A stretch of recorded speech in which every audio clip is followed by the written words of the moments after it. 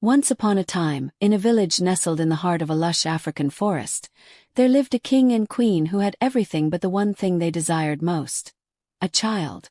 The village was called Olama, a place where traditions ran deep, and the river that flowed beside it was revered as the source of all life.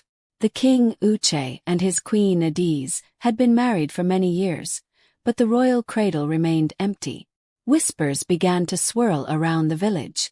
People started to wonder if the king and queen had angered the gods, or if some curse had been placed upon them. The weight of these whispers grew heavy, and each day felt like a burden to the childless couple. King Uche was a tall, noble man with a stern face that rarely showed emotion, but inside, his heart ached with longing. Queen Adiz was gentle and kind, her beauty like the morning sun that graced the village each day. Yet, behind her graceful smiles, there was a sadness that never left her eyes.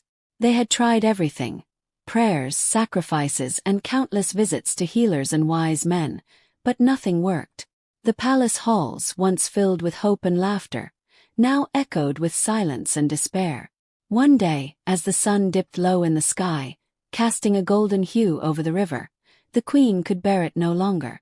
With tears streaming down her face, she fell to her knees before the king and pleaded, "Uche, we must go to the river goddess. She is our last hope. If we do not seek her mercy, we may never have a child to call our own." King Uche, who had always relied on his strength and wisdom, hesitated. But seeing the desperation in his wife's eyes, he knew they had no other choice. "We shall go," he said, his voice thick with emotion. "We shall beg the goddess to bless us with a child." The next morning, the king and queen, dressed in humble robes, made their way to the riverbank. The villagers watched in silence as the royal couple, usually so proud and regal, knelt by the water's edge. The river flowed gently, its surface glistening under the morning sun. It was said that the river goddess, Neka, was as old as time itself, powerful beyond measure, and known for her justice and mercy. "Great Neka, goddess of the river," King Uche began, his voice trembling with humility, "we come before you as humble servants, begging for your mercy.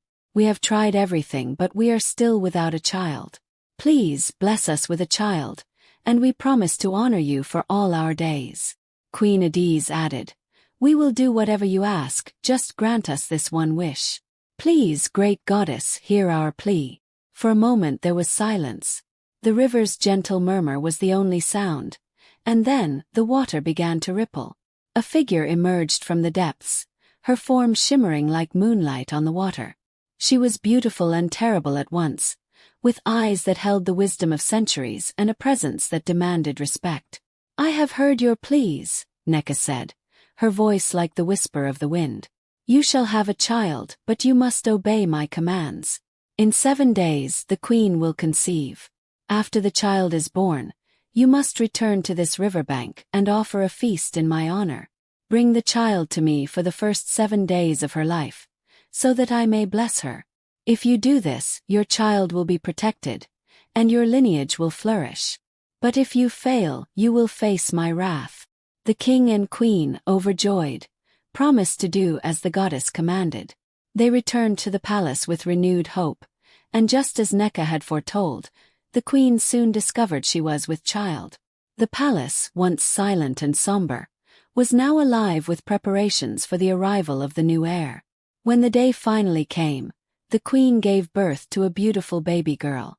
She was named Ebube, meaning glory, for she was the pride and joy of her parents. The villagers celebrated, and the king and queen felt their hearts swell with love and gratitude. But as the days passed, and the duties of the throne pulled them in different directions, the promise they had made to the river goddess began to fade from their minds. The feast was planned, but it was not as grand as Neka had commanded. And though they brought the child to the river, they did not return each day as they were told. After all, Ebube was healthy and happy, and the kingdom was at peace. Surely the goddess would understand, they thought. Surely all would be well. But the river goddess never forgets, and neither does she forgive so easily. The king and queen had sown the seeds of their own downfall, and though they did not know it, their beloved child would soon pay the price. The years passed peacefully in Olama, and Princess Ebube grew into a lively and charming young girl. She was the light of the village, always smiling and full of energy. Her laughter echoed through the palace halls, and her presence brought joy to everyone around her. She had inherited her mother's beauty and her father's strength, and as she grew, it became clear that she was a true princess of the people. Everyone in the village loved Ebube. The children followed her everywhere, eager to play and laugh with her. The elders praised her wisdom beyond her years, and the young men admired her from afar, knowing that she would one day be a queen. Her younger siblings, Chima and Amara, looked up to her with adoration, always eager to be in her company. The king and queen were proud of their daughter, and they believed that the river goddess had truly blessed them beyond measure. But when Ebube turned 20, something strange began to happen. It started slowly at first, just a slight increase in her weight, which everyone attributed to her growing older. But as the days passed, her body began to change more rapidly. She became unusually large, her weight growing with each passing day. Her once slender frame now carried an extreme heaviness that made even the simplest movements difficult.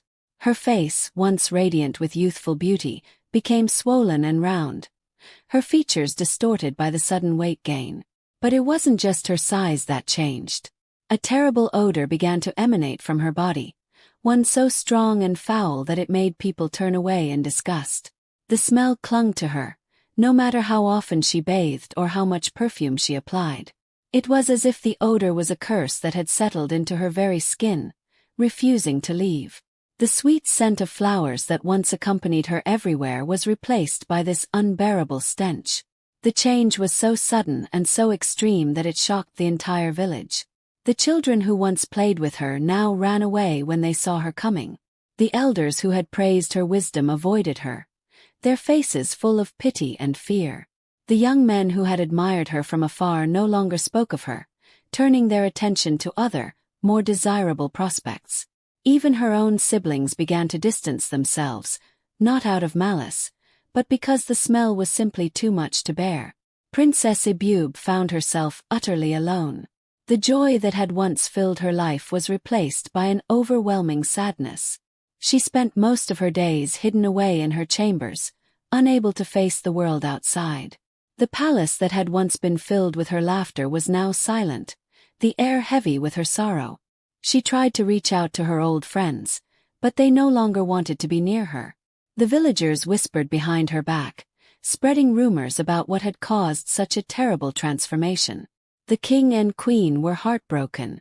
They had no idea what had caused their beloved daughter to change so drastically. They consulted with every healer, every wise man, and every spiritual leader they could find, but no one had any answers. The palace became a place of desperation and despair, as the royal family tried in vain to find a solution. The whispers that had once haunted the king and queen during their childless years returned, this time even more vicious. People began to say that the princess was cursed, that the gods were punishing the royal family for some unknown sin. Others claimed that it was a sign that the village itself was doomed, that the river goddess had turned her back on them all. As the days turned into weeks and then months, the situation grew worse. No matter what they did, nothing could stop Ebube's weight from increasing, and the odor only grew stronger.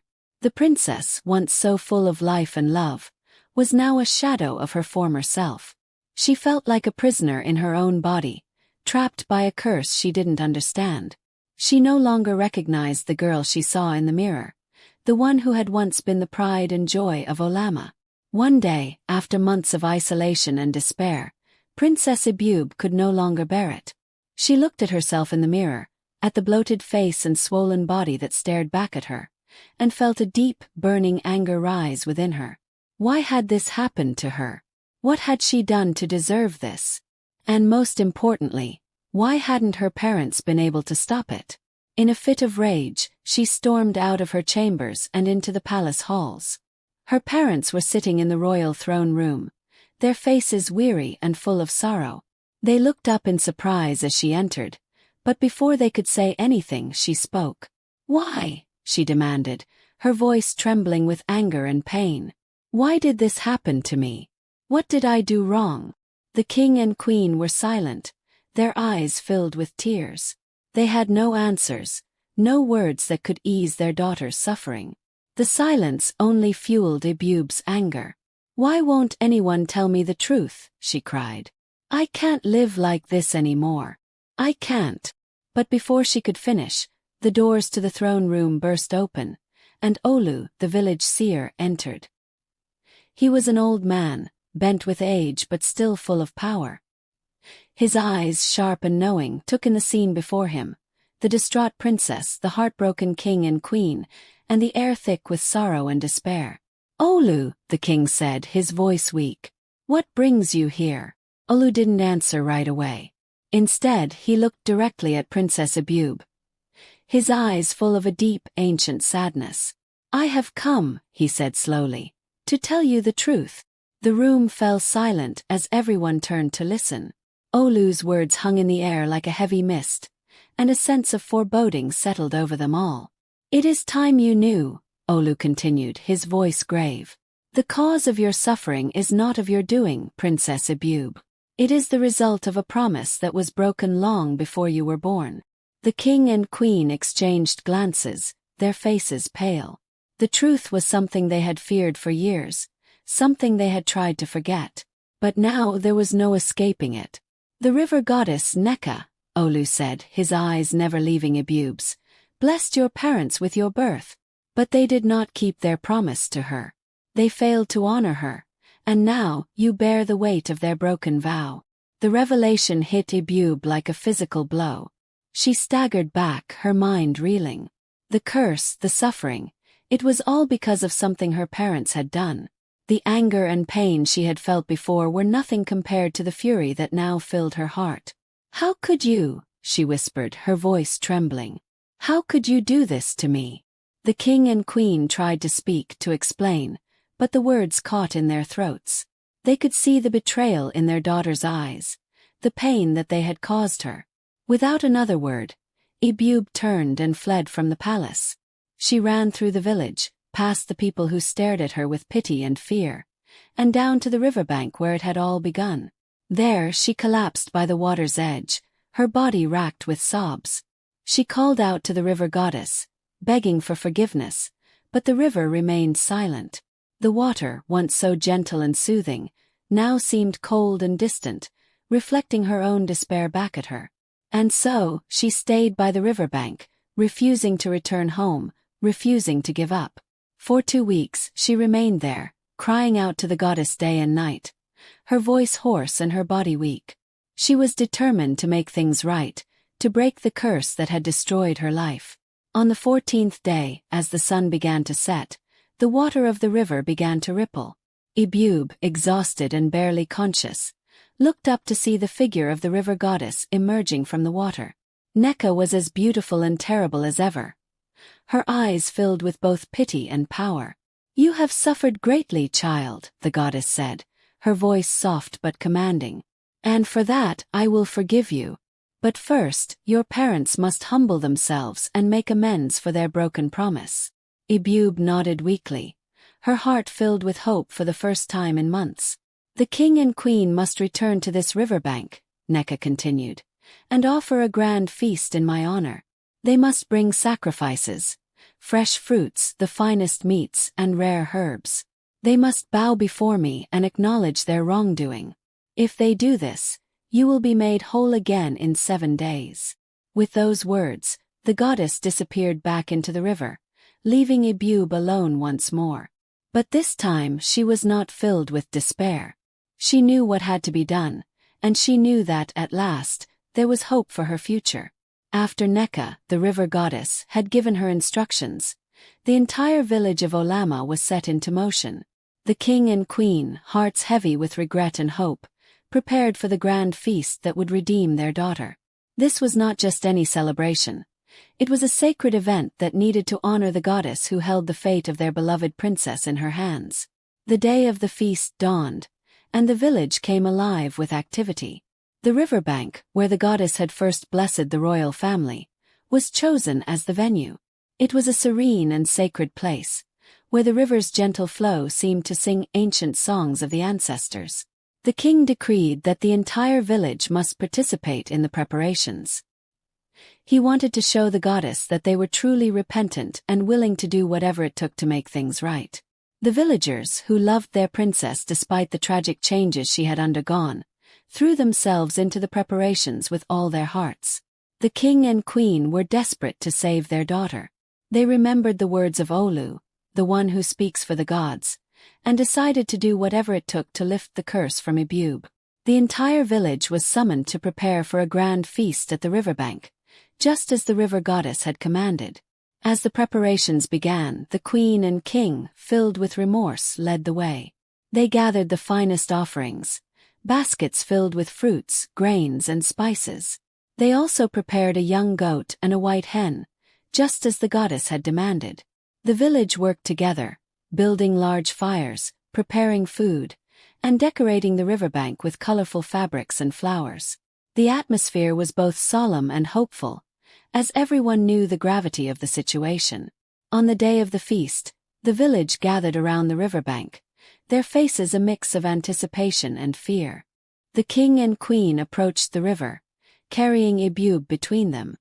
Her eyes were full of pain and uncertainty, but she was determined to do whatever it took to be free of the curse.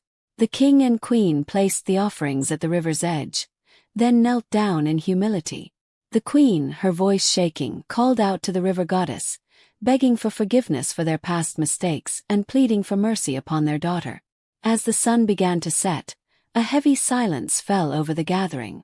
The river remained still, and the villagers held their breath, waiting for a sign. Suddenly, the waters began to stir, and a soft glow emerged from the depths. The river goddess appeared, her presence commanding and serene. She looked upon the king and queen, then turned her gaze to Ebube. The goddess spoke, her voice echoing through the trees, reminding the villagers of the broken promises. But she acknowledged Ebube's perseverance and the humility shown by the king and queen. She accepted the offerings and declared that the curse would be lifted, but only after 7 days had passed. During this time, the princess must stay at the riverbank, reflecting on her journey and seeking peace within herself. The villagers watched as the goddess disappeared back into the water, leaving the riverbank illuminated by the setting sun. Ebube, though weary, felt a weight lift from her heart. The king and queen, along with the villagers, left the riverbank, leaving Ebube to complete the final steps of her journey alone. For the next 7 days, Ebube remained by the river, fasting, praying, and reflecting on her life. On the 7th day, as the sun rose, Ebube felt a strange warmth envelop her. The heaviness in her body began to lift, and the foul odor that had plagued her for so long vanished. She stood up, feeling light and free for the first time in years. The curse was broken. Ebube returned to the village, where she was met with tears of joy and relief. The king and queen embraced her, apologizing for the pain their actions had caused.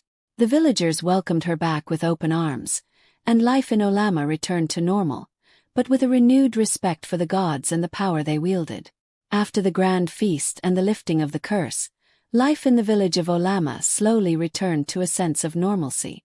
However, the story of Ebube, the princess who had been cursed by the river goddess and then redeemed, remained etched in the minds of the villagers.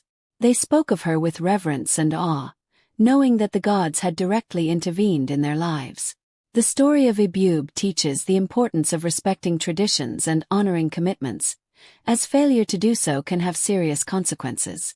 It highlights that our actions affect not only ourselves but also those we love, emphasizing the need for empathy and understanding towards others. Ebube's resilience in seeking redemption despite her circumstances shows the value of perseverance in adversity. Additionally, the narrative underscores the significance of community and the support it provides during difficult times. Ultimately, it illustrates the necessity of acknowledging mistakes and seeking forgiveness to heal and restore relationships. It teaches the importance of honoring one's promises, the power of forgiveness, and the enduring strength of love and family. Thank you so much guys for watching. I hope you enjoyed the story and there is more to come. Kindly subscribe, like, comment and share to your family and friends. This will really help me grow and you'll be part of my growth. Thank you. See you next time on our next story. Bye.